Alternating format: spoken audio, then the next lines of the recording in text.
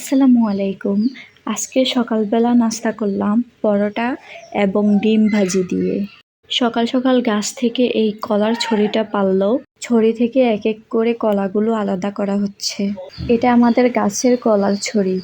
কলার ছড়ির কলাগুলো এবার রেখে দিবে লবণ দিয়ে পাকার জন্য।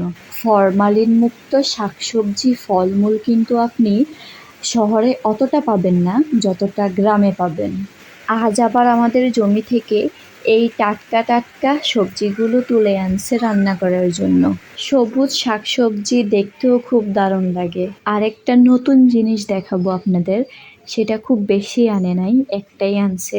এটার নাম হচ্ছে উলুন পাতা। আগের দিনের মানুষরা নাকি এই পাতাটা মাছ দিয়ে রান্না করে খেত।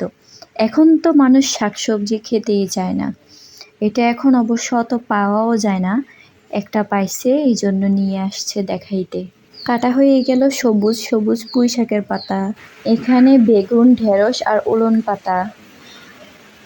তারপরেই আছে কলমি শাক।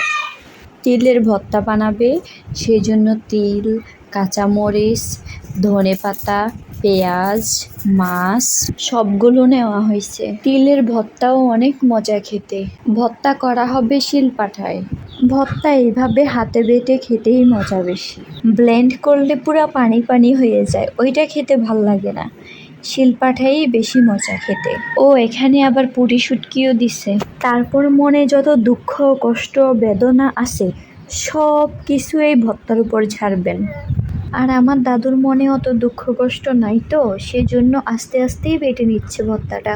হয়ে গেল আজকের কলমির শাক ভাজি, সবজি মাছ দিয়ে রান্না এবং পুঁই শাক রান্না। আর এই হলো ভর্তা, তিলের ভর্তা। আজকে সকাল থেকে বাহিরে অনেক বৃষ্টি হইতেছিল, এখনো হইতেছে।